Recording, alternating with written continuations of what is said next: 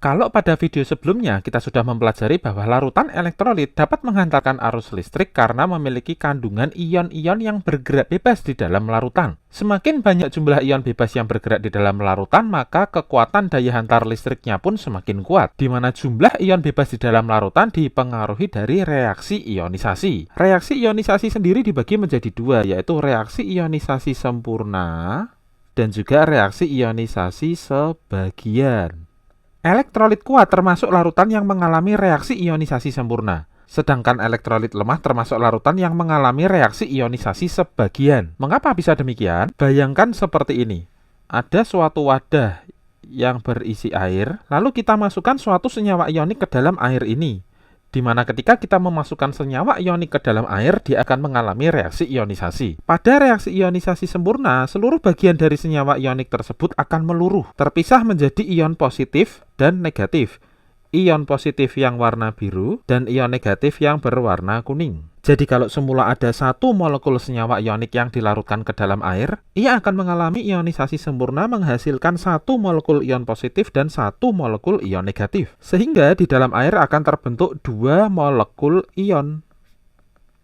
Sedangkan pada reaksi ionisasi sebagian, ketika kita melarutkan suatu senyawa ionik ke dalam air, hanya sebagian kecil atau secuil dari molekul senyawa tersebut yang terionisasi. Sehingga hasilnya hanya secuil molekul ion positif yang berwarna biru dan secuil ion negatif yang berwarna kuning, di mana sebagian besar molekul tersebut masih utuh di dalam air. Jadi kalau semula ada satu molekul senyawa ionik dan dia mengalami derajat ionisasi sebesar 10%, maka 0,9 bagian dari molekul ionik tersebut masih utuh di dalam air. 0,1-nya kemana? Meluruh terionisasi, berubah menjadi 0,1 bagian ion positif dan 0,1 bagian ion negatif. Sehingga total jumlah ion di dalam air ada sebanyak 0,9 ditambah 0,1 ditambah 0,1, yaitu 1,1 molekul ion. Jadi, apakah kamu sudah bisa menebak apa perbedaan dari reaksi ionisasi sempurna dan reaksi ionisasi sebagian?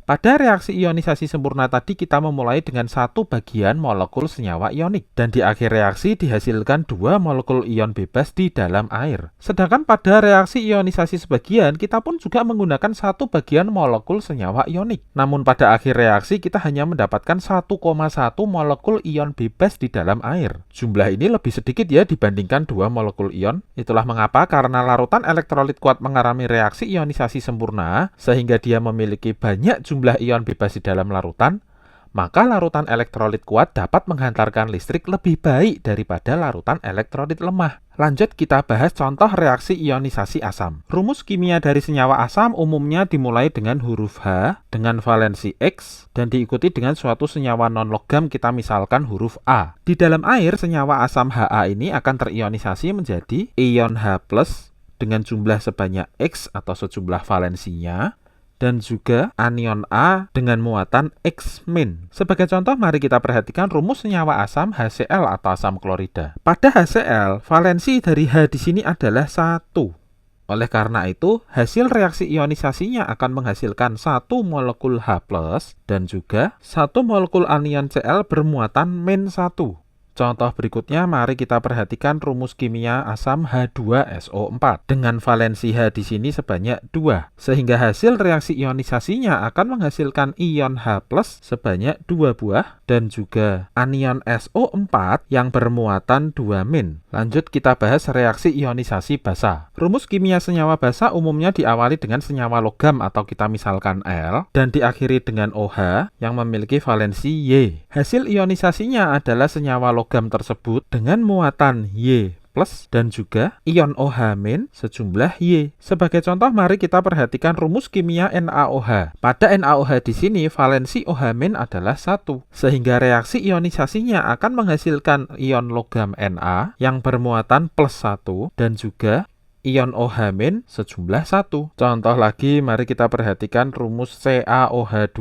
Valensi OH- di sini adalah 2. Reaksi ionisasinya akan menghasilkan ion Ca yang bermuatan 2+ dan juga ion OH- sebanyak 2. Lanjut kita bahas reaksi ionisasi garam. Rumus kimia senyawa garam umumnya terdiri dari senyawa logam kita misalkan L dan senyawa non-logam kita misalkan A dengan valensi logam X dan valensi non-logam Y. Hasil reaksi ionisasi dari senyawa garam dengan notasi seperti ini adalah ion logam L dengan muatan Y plus sejumlah X dan juga ion non-logam A bermuatan X min sejumlah Y. Langsung sebagai contoh kita perhatikan rumus kimia garam NaCl. Valensi logamnya 1, valensi non-logamnya juga 1. Oleh karena itu hasil reaksi ionisasinya adalah ion Na bermuatan plus 1 dan juga ion Cl bermuatan min 1. Masing-masing juga berjumlah 1 dan 1. Lanjut contoh lagi kita perhatikan garam MgBr2.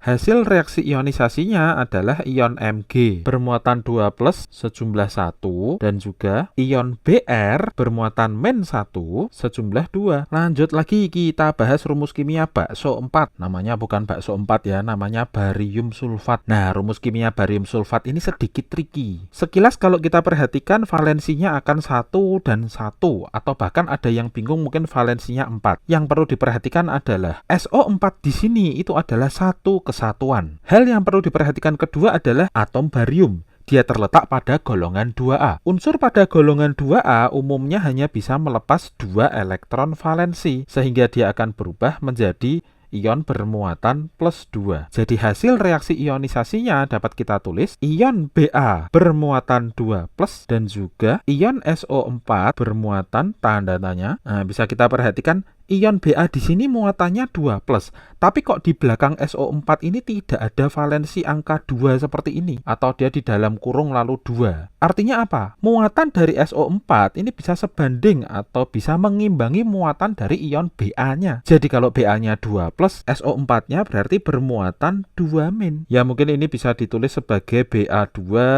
SO4 2 kali, tapi ini tidak umum ditulis karena kita menggunakan rumus empirisnya yaitu BaSO4.